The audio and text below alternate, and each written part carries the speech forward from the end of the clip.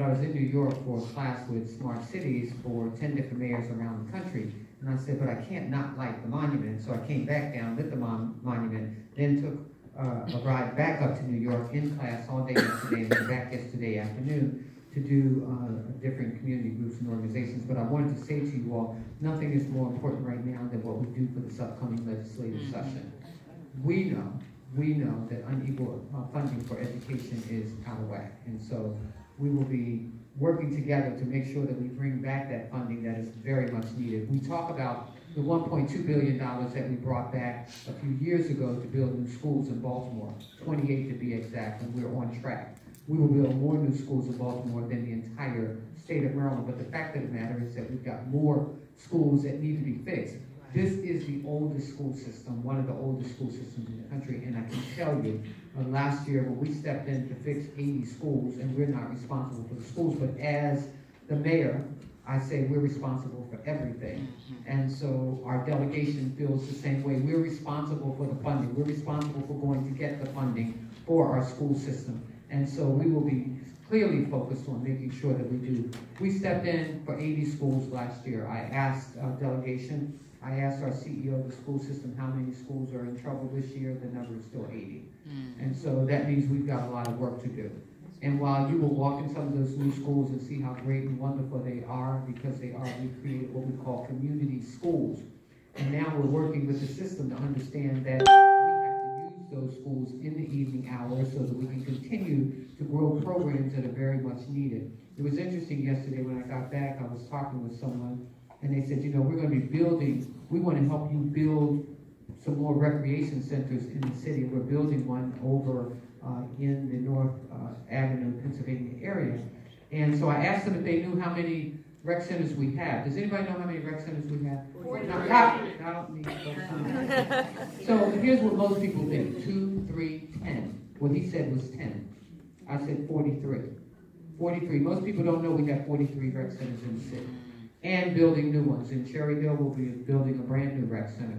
Finished a new one up in Park Heights, beautiful rec center. Building new libraries in the Park Heights area. And one of the things that you all should know is that when I became mayor, there was a deal, Maggie, that was on my desk to sell 3 garages that belong to the city. And I asked everyone, there's a wonderful book about valuing the assets of your city. In 1972, we sold our airport. We sold our airport for $36 million. Sounded like a lot of money then.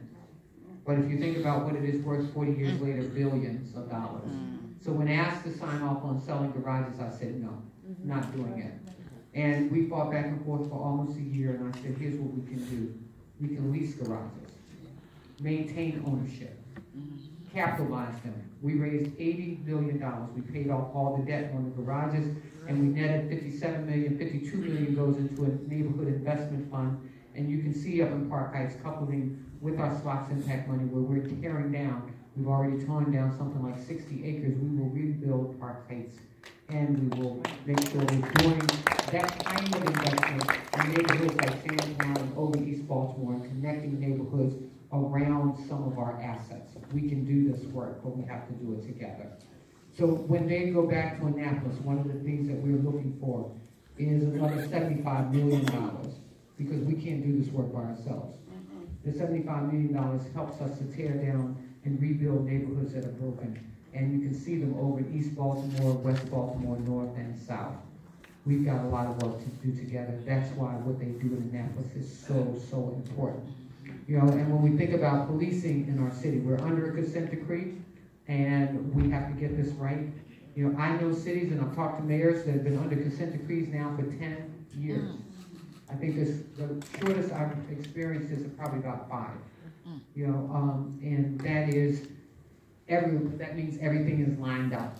You know, when we look at the lack of technology in the police department, and I said to someone, I don't know how we missed this, but in 1997 they started putting computers in police cars in Montgomery, Anne Arundel, Baltimore County, Prince George's County, every single jurisdiction in the state but Baltimore City.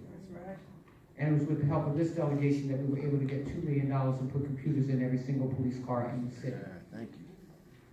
But, you know, we've got a lot of work to do around policing, training, Nobody looked at the attrition rate of the police department. We were losing an average of 300 police officers a year.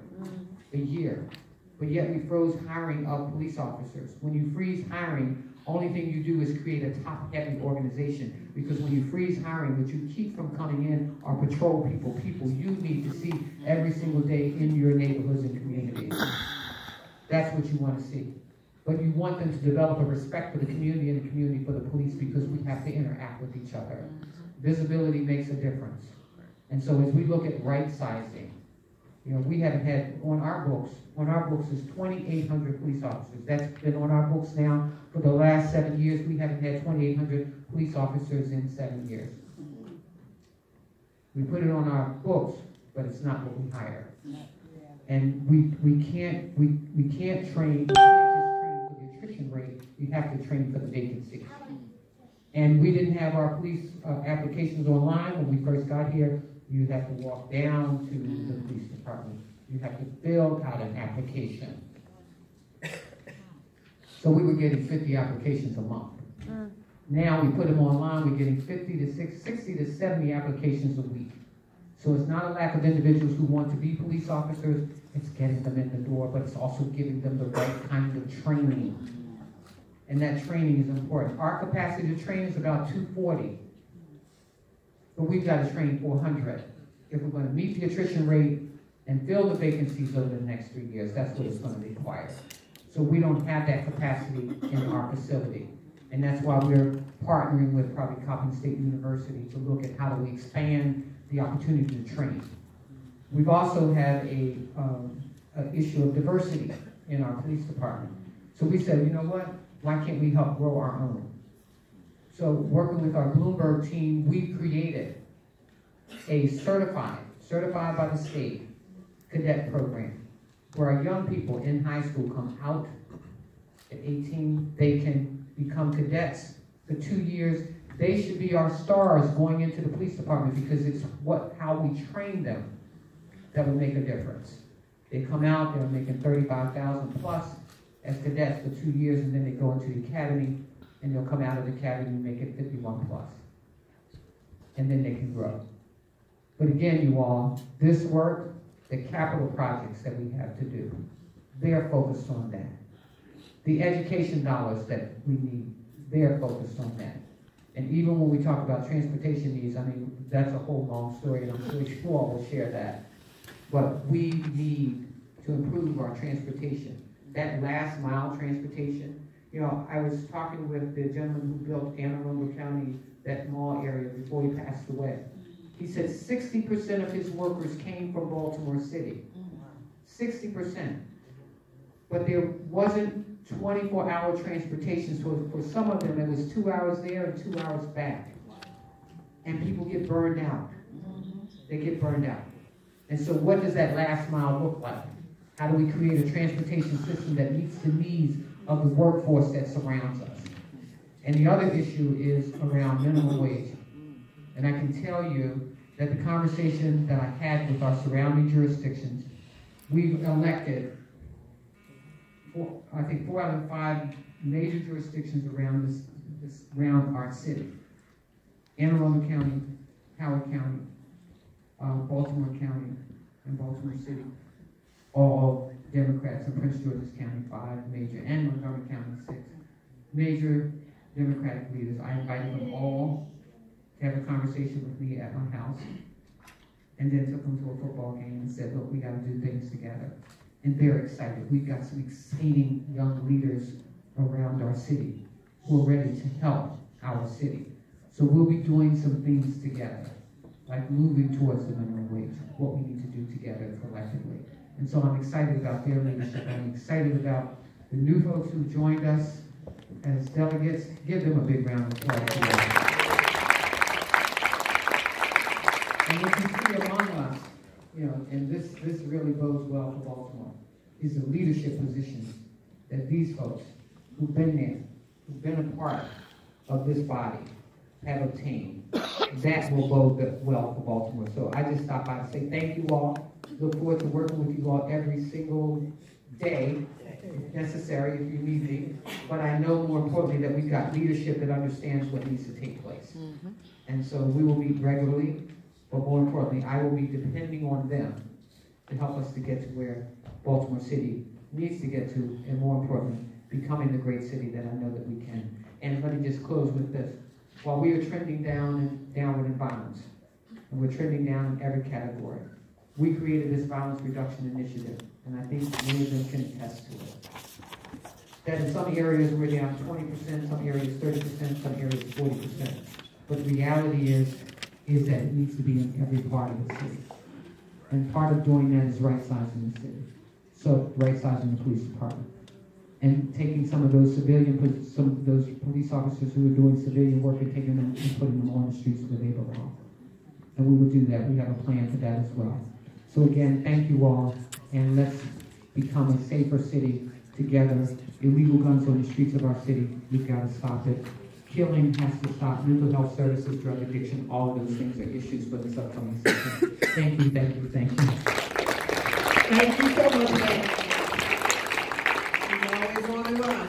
I'm running with her. Yes. And we have been joined by... Excuse me, Mayor. Excuse me, Mayor. Mayor. This is a movie release. We can make a movie about it. You can take it. She can take it. Somebody gonna take it. Thank you. I don't want y'all to say that y'all wasn't informed. We're gonna go back to our audience. Really. Because we've been 2 years, y'all ain't talked to me now, so I'm gonna go to acting like Shorty. Yeah, it's been too long. I live in Baltimore City, Dutch Village. Check my records.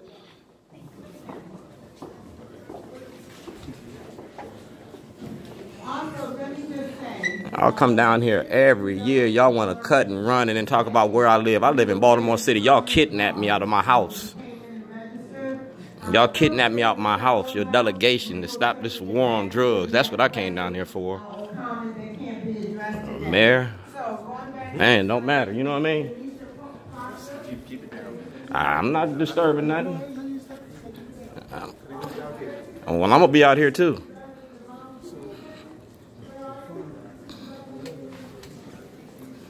What's up, man?